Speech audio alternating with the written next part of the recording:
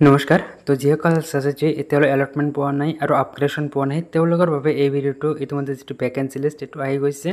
তো এই ভেকেঞ্চি লিষ্টটো আপোনালোকে কেনেকৈ চাই আপোনালোকে নিজেও গম পাব যে আপুনি যিবোৰ প্ৰিফাৰেঞ্চ দিছে সেইবোৰ প্ৰিফাৰেঞ্চত আপোনালোকে চিট এলটমেণ্ট নাই বা যিসকল আপগ্ৰেডেশ্যন বিচাৰিছে সেই তেওঁলোকৰ আপগ্ৰেডেশ্যন আহিব নে নাই আপোনালোকে এইটো কেনেকৈ শ্বিয়ৰ হ'ব পাৰিব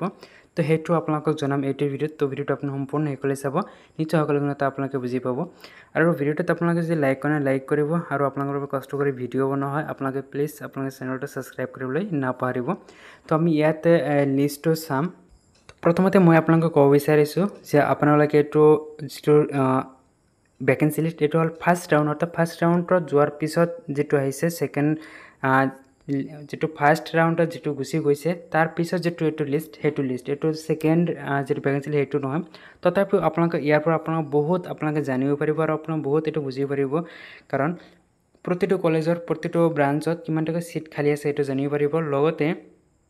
এটো জানিব পাৰিব যে আপোনালোকৰ যেটো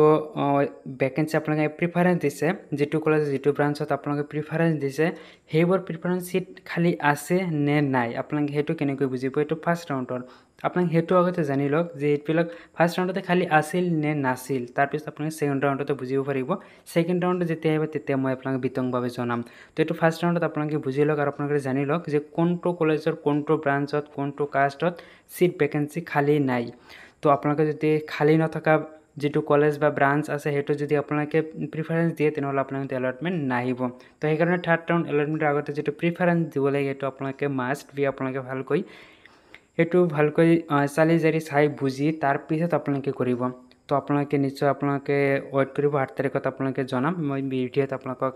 লাইভ দেখুৱাম তো এতিয়া আপোনাকে চাওক ইয়াতে মই আপোনাক এটা দেখুৱাই আছো বাকিবোৰ আপোনাকে নিজে চাই ল'ব আমি ইয়াতে এটা কলেজত দেখুৱাম এতে আপোনালোকে চাব পাৰিব এতে মই বঙাইগাঁও বুলি ধৰি লৈছো এছক বঙাইগাঁও তো এতে প্ৰথমতে ওপৰত চাব লাগিব কাৰণ ওপৰত আপোনালোকে যেটো লিখা আছে এটো আপোনালোকে চাব লাগিব তো প্ৰথম আপোনালোক মই এটো দেখুৱাই আছো আসাম ইঞ্জিনিয়াৰিং ইনষ্টিটিউট এটো আপোনালোক মই দেখুৱাই আছো এতে ইউ আৰ বুলি অৰ্থাৎ আনৰিজাৰ্ভড বুলি দিয়া আছে আনৰিজাৰ্ভড কিমানটা দিয়া আছে এতে 17 বুলি দিয়া আছে অৰ্থাৎ এতিয়াও 17টা কিন্তু সিট এতে কিন্তু খালি হৈ আছে তো আপোনাকে এটা বুজি পারব জেনারেল ভাবে 17টা সিট খালি আছে ওবিসি এমওবিসি এর ভাবে 5টা সিট খালি আছিল ফার্স্ট রাউন্ডতে এসসি এর ভাবে 3টা এসটি এর ভাবে 2টা এসটিপি এর ভাবে 4টা ইডব্লিউএস 4টা এফ টিএফডব্লিউ ভাবে 0 নাই টিএসএলসি এটো নাই ডিফেন্স এটো নাই এফএফ এটো নাই সিজিই এটো নাই তাই আহম এটা খালি আছে তো ইয়াৰ পিছত আৰু কি দিয়া আছে চাওক ইয়াতে এটো দিয়া আছে চুটিয়াতে 0 নাই এটাও খালি নাই কোচ রাজবংশী খালি নাই মটাকৰ বাবে এটা খালি আছে টিজি অৰ্থাৎ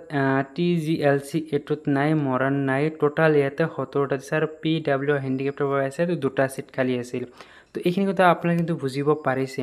তো এইখিনি হল এটো হল সিভিল ইঞ্জিনিয়াৰিং আসাম ইঞ্জিনিয়াৰিংৰ সিভিল ব্ৰাঞ্চৰ